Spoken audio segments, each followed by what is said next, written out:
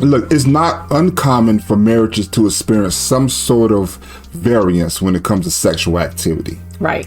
But what happens when there is no activity at all? Let's talk about that and much more here on this episode of Couples Pursuit Live. Couples Pursuit. Hello, this is Vincent And Valerie Woodard. And on this episode of Couples Pursuit, we're going to talk about what to do when your spouse doesn't want to. Yes. Sexless marriage. Sexless marriage. Yes. Look, we're so glad to have you here with us on Couples Pursuit. Our goal is to give you the tools to maintain and pursue a successful marriage. Yes. So if you're new, welcome. If you're returning, welcome back. And also hit that like button and share this video or this episode with someone that you know. Yes. If you think it can help them. So baby. Yes. Sexless marriage. What to do when your spouse doesn't want to. What's your thoughts? I have several thoughts. The first thought is why? I think that we need to find out why our spouse doesn't want to. True. The second thought is,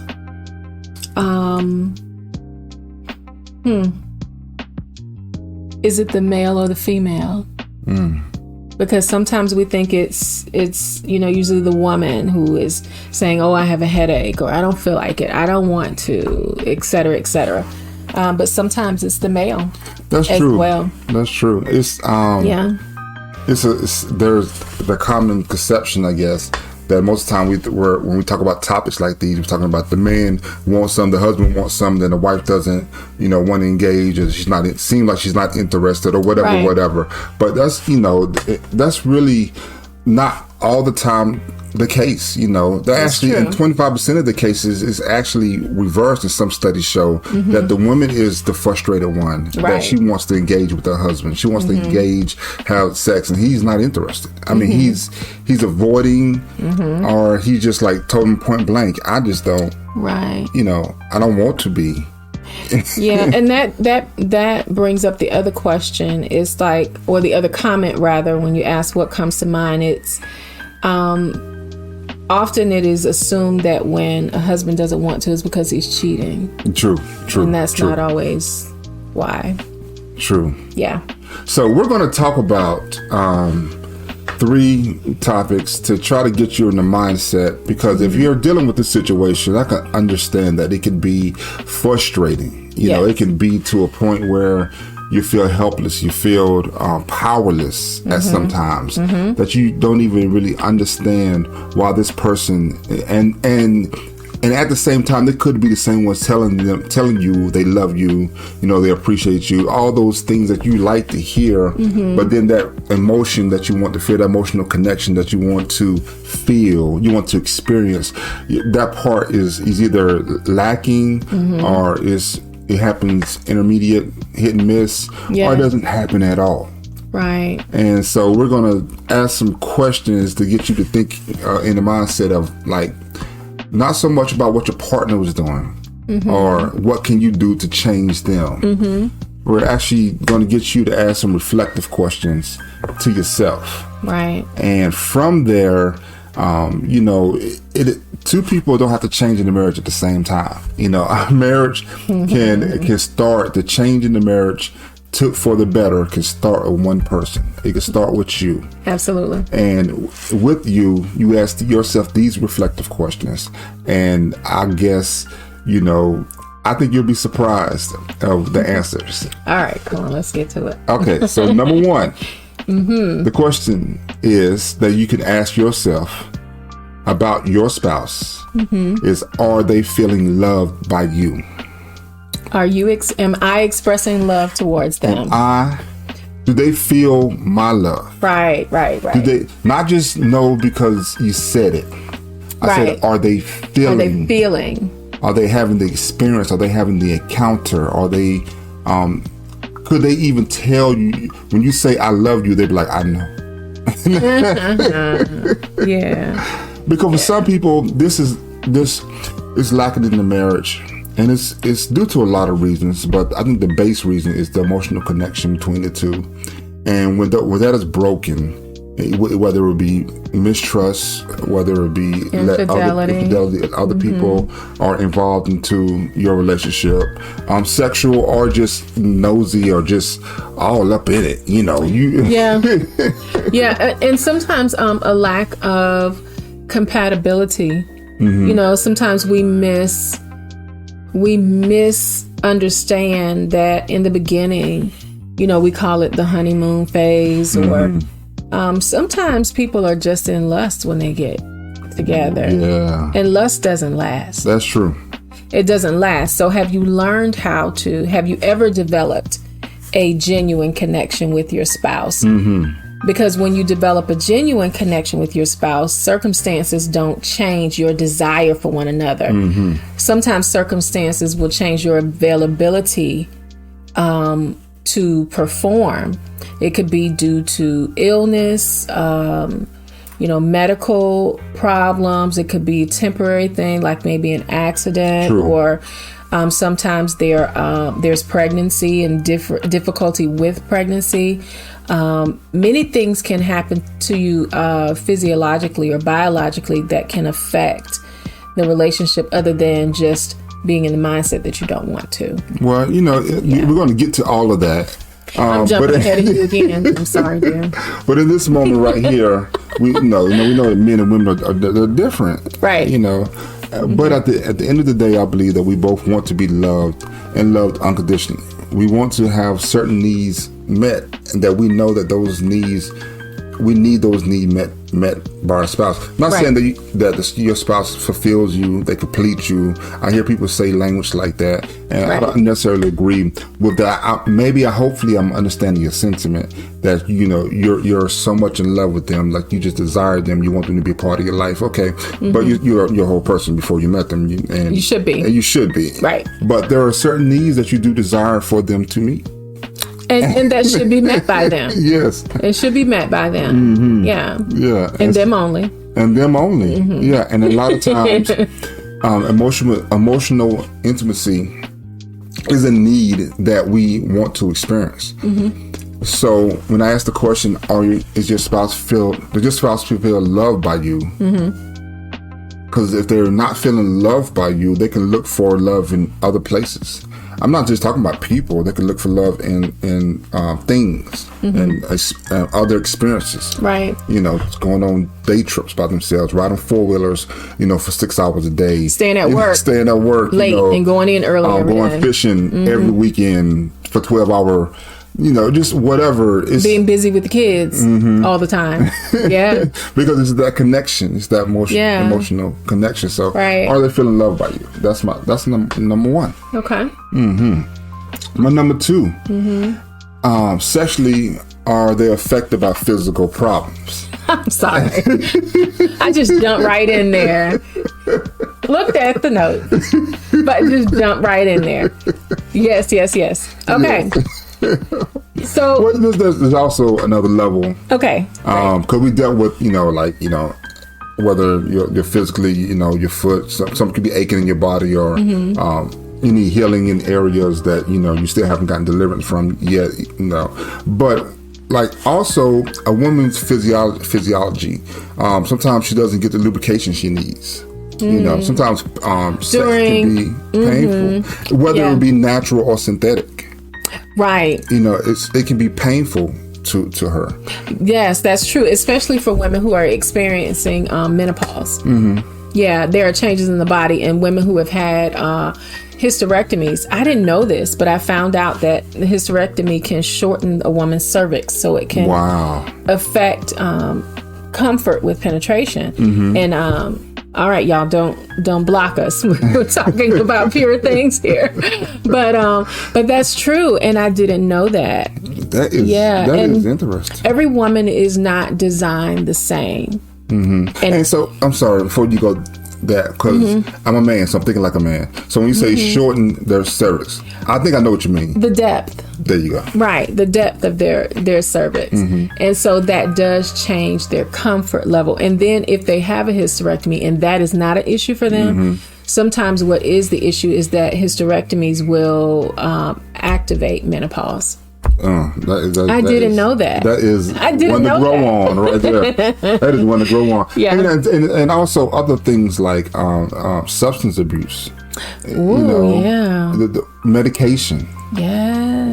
Things that can affect your body might be causing or helping. Okay, not the substance abuse, but the medication could be taken for high cholesterol or blood pressure, anxiety, depression. You know what I'm saying? Yeah. But they can also have it side could lower effects your on that sex long drive. list. Yes. Yeah. Yeah. That's true. That is so true. And we can't always look at people and know what's going on. Someone shared with me most recently that they have a lot of side effects of menopause. It's a woman a little bit older than me, just very little, by a few years. And she was expressing her frustration with her partner who didn't understand. I just don't want to be bothered right now. Wow. And it's not that I don't want to be bothered at all, but you don't understand. And she says, I went to the internet and showed him, look at this. This is what I'm experiencing. Wow. So you don't think I'm just like being hateful or being unfaithful. It's like you don't understand the changes that my body is going through. And not everyone experiences menopause at the same level, but some have a really hard time with their estrogen levels coming down, etc. And to that end, men also have experiences with losing their testosterone and their drive. That is so true. And it's a real thing. It's a real thing. Men, and I urge you to go get checked out regularly. Because your doctor. I have this. I started going to the doctor regularly because I started trying to work out more, and now working out. I'm not crazy about working out, but you're doing good, babe. Keep it up. But I do like the benefits, not just physically, but I do like that I feel better. I feel healthier. Yeah. I also can tell a difference in my energy level. Okay. And but with going to the doctor, that they take samples and they come back and they go through all this stuff with you and they'll be like, oh, this level is high, this level's high, this level's a little low. Yeah. And then your doctor can ask you point blank, have you been experiencing issues in this area right here? Yeah. And you're like, wow, how do you know that? What you found all that out from that little tube of blood. Yeah. Yeah, and if you're honest with them, they can say, well, you know what, I'm a doctor. I see this all the time. We have issues, things we can do. Not just Viagra. I'm talking about, we can talk about other things like testosterone shots, Cialis, Viagra, just or just watching your diet, because losing weight. Some other things can affect your triglycerides, your hemoglobin can be too thick sometimes. That can build up a lot of pressure in your blood, so your blood doesn't really flow like it's supposed to. You understand what I'm saying? So with the blood flow being restricted, that it inhibits your ability to perform. And it's nothing to, if a woman loves you, she honors you and she respects you, she's going to understand. And most time, well, I won't say most times, sometimes a man is afraid to acknowledge that he's having difficulty. That's true. And there are some women who will be like, oh, but if a woman loves you, she is your wife. And if she has any, if she's been living in this world in the last 20, 50 years, she knows that it's something that can happen. That's true. And so, and it's just like with women when they have babies, sometimes they have what is it called, baby? Postpartum syndrome. Yes. Postpartum Depression, yes. And different things go on. These are things that happen to people across the board. So it's nothing to be ashamed of, but instead of talking about it, sometimes what happens is, I think probably more so for the men than the women, they'll just like make it like clam up. It's like, oh, I'm tired, I'm sleepy, I don't feel like it, I'm not in the mood, or find something to keep themselves busy because I don't want to tell you that I'm not able to perform. Men joke other men about that, and it's another one of those things like, not being sensitive or not showing your feelings. It's like men are made to feel like they shouldn't talk about how they feel, and you definitely don't talk about if you can't perform. Yeah. It's not something you sit around and share. We can talk about the ins and outs of the football and everything they should have done and but when it comes to our health, there's a lot of questions we actually sit around just it's not actually surface. We just sit around and talk about, oh man, you go to the doctor, how was your levels? I'm laughing because we talk about everything. Yes. Everything. We do. Yeah. And it's women talk about everything. Oh, women. But it's also good that I have a friend that is going through some health issues, and he was so adamant about calling other friends that he grew up with. I was telling him, hey, look, make sure you get this checked out, because if you don't get, this is what happens, especially in the African American community with males. This is one of those silent killers for us prostate, that it goes unchecked a lot. Yeah. And when you don't get your prostate checked, that can lead to a whole bunch of other problems. Right. And it's like, wow, and so first of all, also in the African American community, we don't really we scared of the doctor. We're like, oh man, she's just gonna tell me something bad. They're gonna warn you if it's something bad. I believe you want to know. Would you want to find? I read something. It was actually by an author called Living Good. His name is. He's a doctor, and his name is actually Living Good. And he talked about the fact that by the time we go to the doctor with symptoms, we are already 60% into that illness. Like it's already been accumulating. It's already been in process for so long. So going to the doctor, although, in dealing with the pharmaceutical industry and all of that, it is an issue where you wonder, well, I don't want them to just fill me up with drugs. Yeah. But also going is proactive. So you can find out before, you can get ahead of the issue. You don't want to go when your heart is blocked 60%. You want to go and get a check when you can see. Well, you do want to go if it's still blocked because you're still able to go, but you don't want to wait that late. You don't want to wait until it's you don't want to wait until you have a symptom to go on a regular basis and get checked so you can catch it. That's true. Early. That's true. That is true. You are so funny. Okay. All right. So my third one is look, what past sexual experiences have they had that might affect them in our current relationship? That's a great one. That's a good one. Sometimes you can know somebody, for a long time, and you've never really been with anybody else, and that person's never been with anybody else, and you can get married, and so the first time was the first time for you and them, and everything that you experienced together. But there's a lot of marriages that don't really start out that way. I'm not saying that's a bad way. Great, but there's a lot of there's a lot of marriages that don't start that way. We have sexual partners in the past, and not all of them have been great experiences. Even not the partner part, it's sexual experiences in the past. Yeah, not all of the experiences have been consensual. Yeah. So, and that's something that sometimes men, especially men, sharing with their wives that we had, an experience that you've been violated, in some way, or been betrayed, yeah, cheated on, it's a lot of things ridiculed. That I don't understand why we don't share. I do understand. We have this ideal of the man. The man that we should be is the man that what nothing gets to him. That he's rock. He's the man. He's alpha. He's virile. He's strong. He's always the fact ready. That you've been violated or you went through a negative experience. Yes. You make yourself vulnerable when you share that information with your spouse. Yeah. And men have this sometimes. I say men. But a lot of men have this issue with being vulnerable, with things that can make them cry or make them seem weak. Yes, make them feel weak.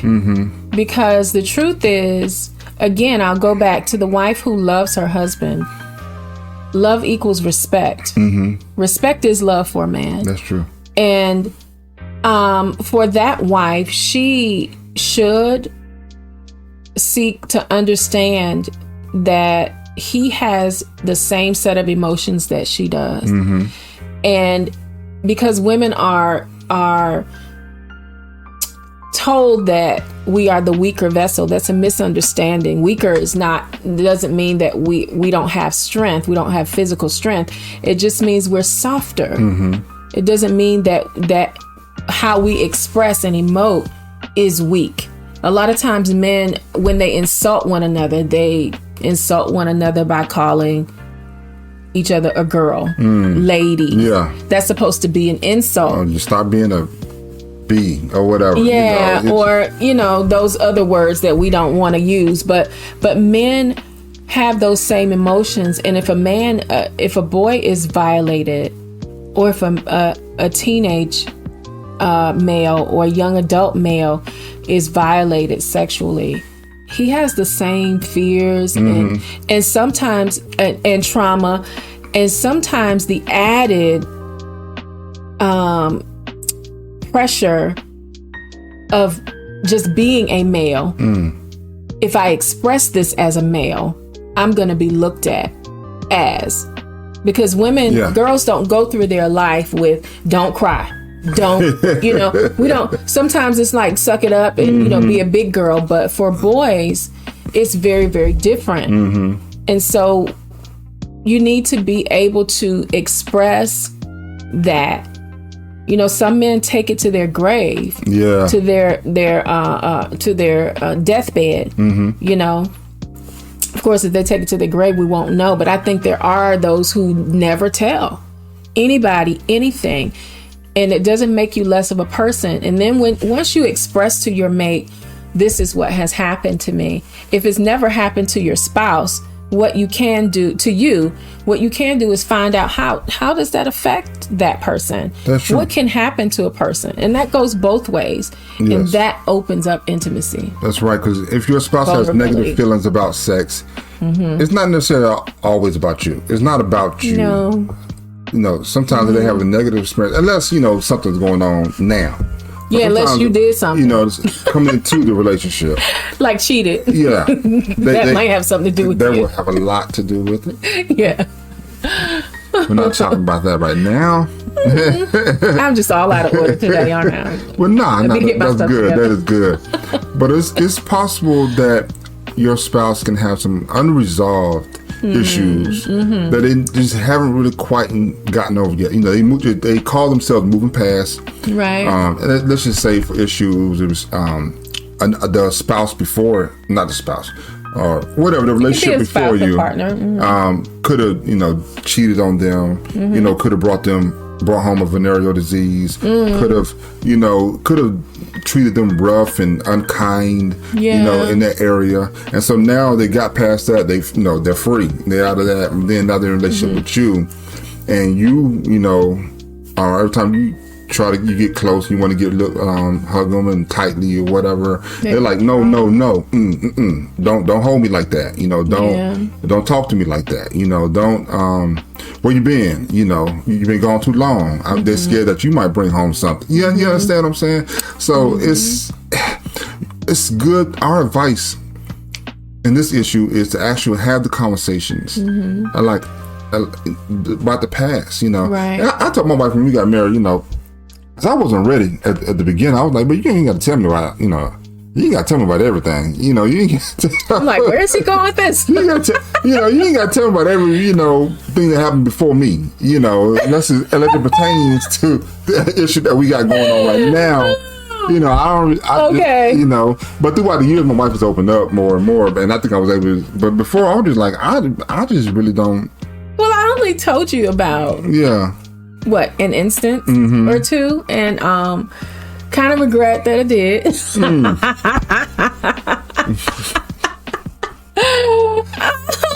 because it was challenging. I mean, it was years and years ago, but it was challenging. And I was like, oh, I didn't realize that it might affect you the way that it did. And I don't regret being honest with you, but I understand that men and women are different in that way. What's in the past is in the past. And so if I ever, I'll just say I understand better now how to relate. And you should know your spouse and be open and honest about the things that do affect your relationship. And sometimes in sharing what affects your relationship, you do have to share what has happened in the past. That's true. And I think that in addition to there being issues with medical or physical, sometimes what happens is, one of the things I was really disappointed by, I used to love to watch Oprah Winfrey when I was early in my 20s. When I saw one time she had Kirk Franklin on, and Kirk was real honest about his pornography addiction. And I didn't like the way she responded to him. Yeah. It was like chastisement. Oh, you're supposed to be this and that. Now, I'm not saying, Oprah, don't come for me, sugar. I love you, but don't come for me. Okay? It wasn't like... It was kind of like, well, you're supposed to be this person or that person. I think she really just didn't have the understanding, or the compassion for. Yeah, I think she was more. I think Kurt Franklin, yes, but I think she was also attacking or really like questioning, like he's like the representative of the church. So that's what I'm saying. You're supposed to be this or the other thing. But what people don't understand is, as a child, what I learned when I was working in the human trafficking prevention field, what I learned is that young men are exposed, and women too, young girls, exposed to pornography at a young age, and they become addicted to it. And it doesn't matter how beautiful their wife is. It doesn't matter how available she is to him. If they have become addicted to that thing, then it is what drives them. It is what takes their attention. And it also, sometimes it becomes compulsory. Like there are men who, several times a day, they're watching and releasing and watching and releasing, and they don't have anything left for their wife. It strips them of that emotional thing. And that is a spiritual thing that we'll talk about probably in our Bible study edition or in this edition in a more private setting probably. But it's really important that you know that. And what I want to say about that specifically is sometimes what happens with those young men is they want to repeat what they have seen. And then the instant gratification of it. The instant gratification of it. Any foreplay, it's just like get to it, get it over. It's like that's not what not what I had a vision in my mind. My mind it was 2 minutes, So I don't really want to pleasure you. I just want to pleasure. I want to be pleased. And one of the things that I learned from, I can't remember his name right now. He was from South Africa. But one of the educators that came and talked to us, he told us that biochemically it is likened to a high. And so once they begin to engage in that, they're seeking that high every time. So sometimes what they're watching, it becomes more and more involved. Sometimes it becomes more violent, more rough, et cetera, et cetera. And like you're numb to what would have gave you roused in the past. It's not enough. It's not enough, so you keep going. So you keep your going. wife. She just sees a person. She has children. Sometimes she has work to do, and then you want her to be this. Well, sometimes it's not appropriate, and I say appropriate like it is degrading or harmful to her and to the person who's doing it. But the mind has gone past that. And so then that opens the door to, okay, well, I know my wife is not going to go for this. So I'm going to go over here and see Trixie because I know she'll do it. And then I'll just try to keep it a secret. And then that creates an issue that may be uncovered. Okay, he's not unfaithful. Or if he's not unfaithful, he is unfaithful. And if he's not unfaithful, then he wants me to do things I don't feel comfortable with that. So and a lot of men, you have to watch yourself to get yourself in an environment where that's comfortable, that's acceptable for you, like watching pornography or even just watching sexual TikTok videos or Facebook videos and reels or whatever, Instagram, and you look at them, you're like, okay, well, because it's environment today to now, you know, like men know you they see know anything me. anywhere. I'm saying like just in a group, a group of men could be together. Yeah, and I've seen it. A group of men could be together, and you'd be like, oh man, look at this. Man, you see this not like pornography, but somebody twerking or whatever. Just overt sexuality. Yeah, it's like they showing us. Oh, did you see her? I'm just like, man, really? Yeah. Do you even know this person? And why? And it's like, you know how we used to say, "You are what you eat," and health campaigns would use that slogan. But we are what we see, what we absorb. And so, if you're looking at that is the thing that's going to drive you. And the more you see it, the more you're going to want to see it, and then you become objectifiers of women. Yeah, sometimes there's somebody's young daughter. It's always somebody's daughter. But I'm just, yeah. I mean, like they get to put. They don't even show me. Cause I'm like, look, man, don't bring that over here. I don't even want it across the eyes. I don't even want to glance at it. I don't even want to see you hand to somebody else in front of me. Don't. And not because, babe, I want to make this point. It's not that you don't see beauty and attraction in other women, but you don't disrespect women by ogling them, by just, ooh. I had an experience where a young man did that in my presence, and I corrected him. I was like, you don't do that. He just stared at this woman like she was a piece of meat and just kept watching her just like so intently with his mouth gaping open, like standing in front of me. And I checked him on that. I was like, that's not okay. Yeah. It's not okay. It must be comfortable in where he's from with him and with whoever his environment, the people that are in his circle. But no, I'm so glad that somebody that, you know, you was able to, especially from a female standpoint. Right. You're like, look, we're not meat. This is not we're not a poster. We're a person. That is somebody's daughter. We are not maybe body somebody's parts. wife, you know, and how dare you? It is a violation, and that's something that people have to understand. My personal space is mine. My bubble is mine. And just because you don't physically touch me doesn't mean you can't be disrespectful. And we have taught and supported that boys will be boys, so it's acceptable. You know, years ago, I know someone who, you know, had their son watching pornography with them when he was in elementary school, and it was acceptable. And I was like, are you kidding me? Someone told me about it who had knowledge, you know, who had witnessed it. And, you know, so it's acceptable that they start, you know, having sex, or it's acceptable that they start watching pornography or being overt, or the chatter in the locker room.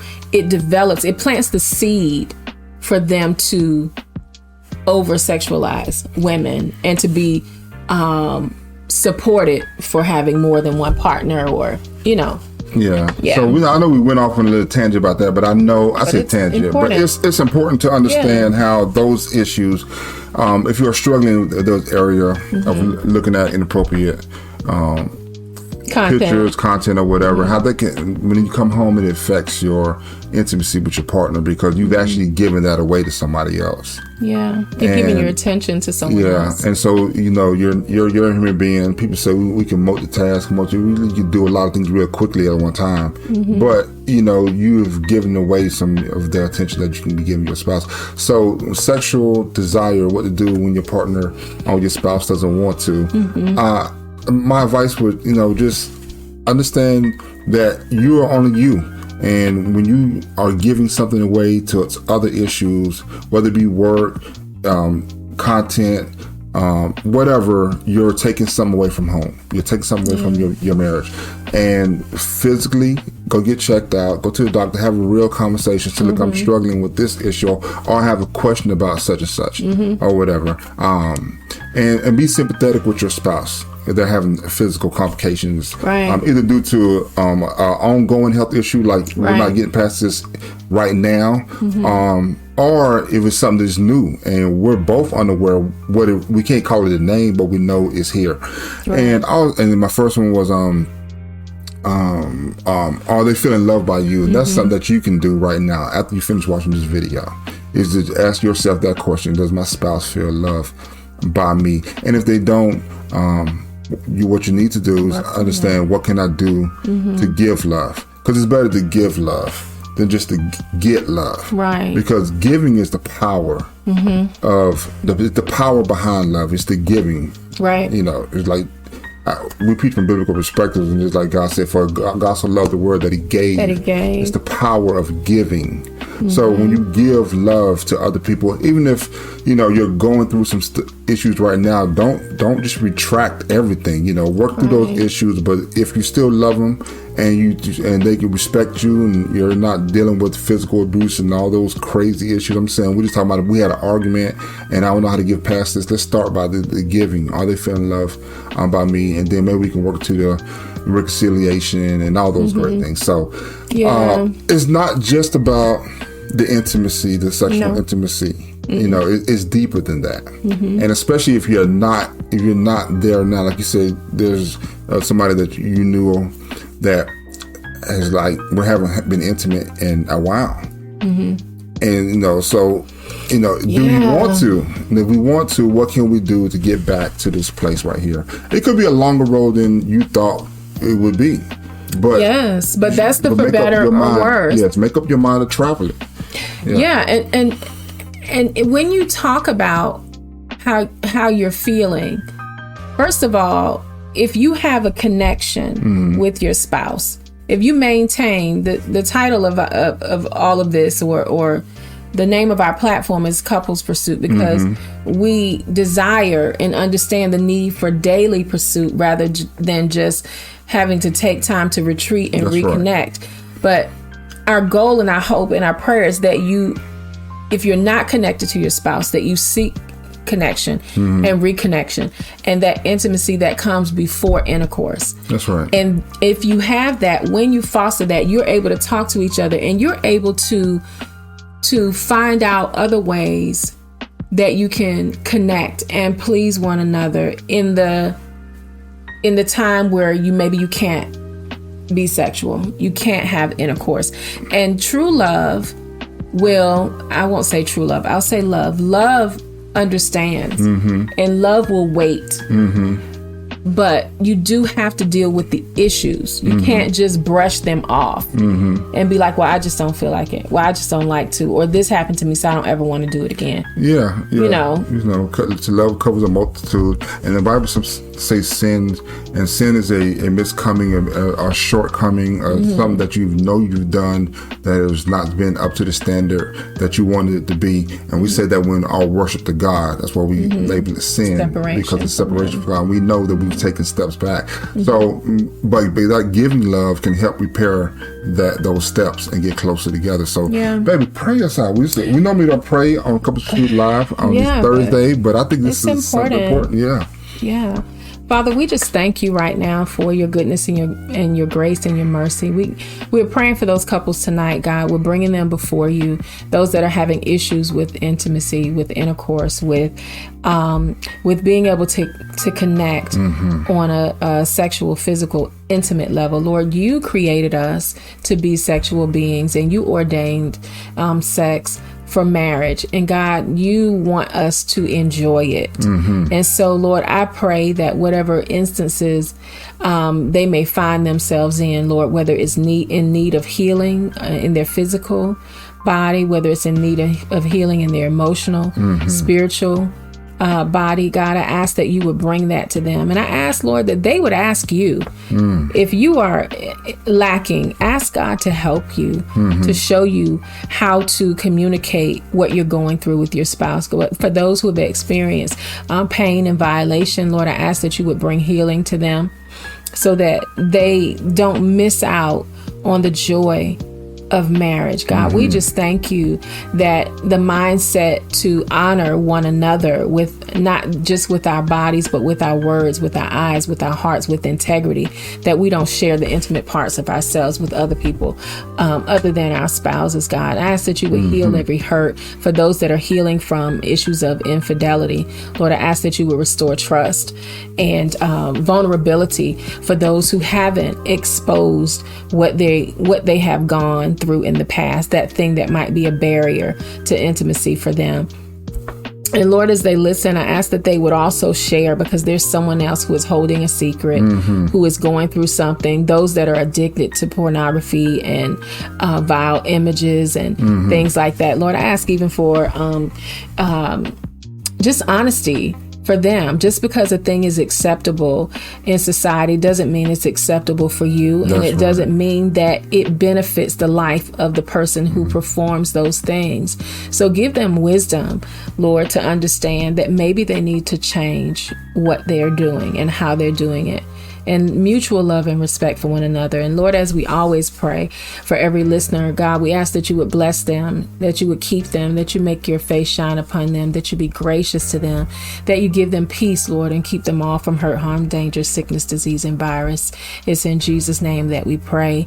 And until next time, we pray that you are well, that you share, and that you can continue to pursue your mate. We'll see you here again next time on Couples Pursuit Live. Bye.